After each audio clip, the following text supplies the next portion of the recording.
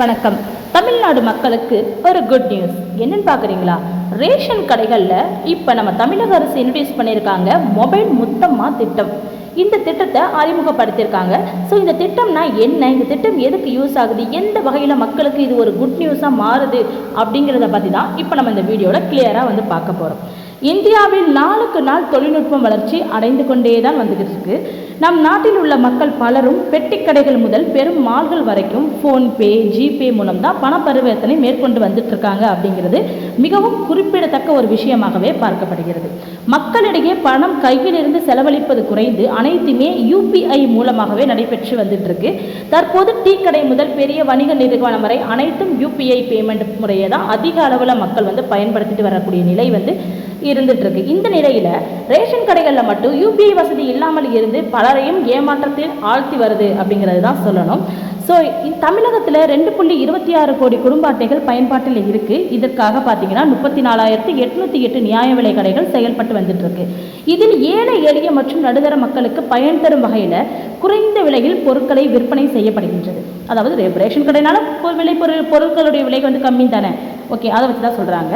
So நியாய விலை கடைகளில் அரிசி, கோதுமை போன்றவை மட்டும் நமக்கு இலவசமாக வழங்கப்படுது. இந்த நிலையில் சர்க்கரை, துவரப்பருப்பு, பாமாயில் போன்ற சில பொருட்களுக்கு குறைந்த அளவில் பணம் ரொக்கமாக வாங்கப்படுது. இதனால் சில நேரங்களில் ரேஷன் கடைகளில் சில்லறை பிரச்சனை ஏற்படுவதாகவும் குற்றச்சாட்டுகள் எழுந்த வண்ணம் தான் இருந்துட்டு இருக்கு.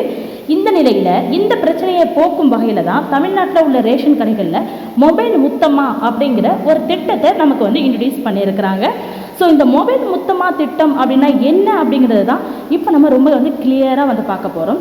அதாவது இந்த சில்லறை பிரச்சனை ப்ளஸ் இந்த பேமெண்ட் இந்த இதுக்கு எல்லாத்துக்கும் ஒரு முற்றுப்புள்ளி வைக்கிற மாதிரி தான் இந்த மொபைல் முத்தம்மா திட்டத்தை இவங்க கொண்டு கொடுத்துருக்காங்க நம்ம கையில்.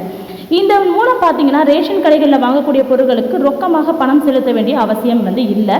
அதற்கு பதிலாக டிஜிட்டல் மூலம் பணம் செலுத்தி விடலாம் அப்படின்னு சொல்கிறாங்க.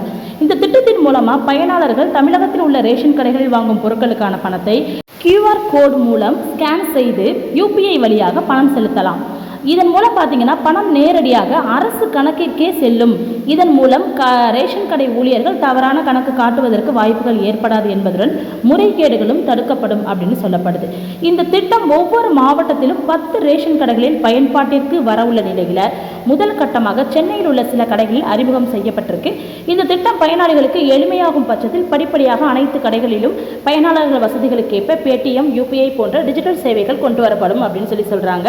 தற்போது கொண்டு வரப்பட்டுள்ள மொபைல் முத்தம்மா திட்டத்தில் யூபிஐ பண பரிவர்த்தனை மூலமாக இந்த சில்லறை பிரச்சனைகளுக்கு ஒரு முற்றுப்புள்ளி வைக்கப்படும் என்பதனால சாமானிய மக்கள் நிம்மதி அடைஞ்சிருக்கிறதுனால நமக்கு போல் செக்ஷனில் அதிக ஓட்டிங்கில் அவங்க நமக்கு சொல்லியிருக்கிறாங்க. ஸோ நீங்கள் என்ன நினைக்கிறீங்க? இந்த மொபைல் முத்தம்மா திட்டம் உங்களுக்கு ஓகேவா இருக்கா? நம்ம ரேஷன் கடையில் 1 ரூபா 2 ரூபா விட்டு வர சில்லறை நம்ம ஒரு ஆள் விட்டால் 1 ரூபா, 100 ஆள் விட்டால் 100 ரூபா தானே. அதெல்லாம் வச்சு பேஸ் பண்ணும்போது நம்ம இதை மாதிரி யூபிஐ மூலமா அமௌண்ட் செலுத்தி நம்ம பணம் வாங்கும்போது நிறைய முறைகேடுகளை நம்ம தடுக்கலாம் அப்படின்னு சொல்லிட்டு கவர்மெண்ட் தரப்புலேருந்து சொல்கிறாங்க. பாதிக்கும் மேற்பட்ட மக்கள் இதை வரவேற்கவும் தடுத்துருக்காங்க. ஸோ இப்போ இந்த வீடியோ பார்த்துட்டு இருக்க உங்களுக்கு இது ஓகேவா இருக்கா அப்படிங்கிறத என்னோட கமெண்ட்டில் ஷேர் பண்ணிக்கோங்க. ஸோ இந்த மொபைல் முத்தம்மா திட்டம் ஓகேவா அல்லது அன்லைக்லா அப்படிங்கிற மாதிரி எங்களுக்கு ஷேர் பண்ணிக்கோங்க. நன்றி.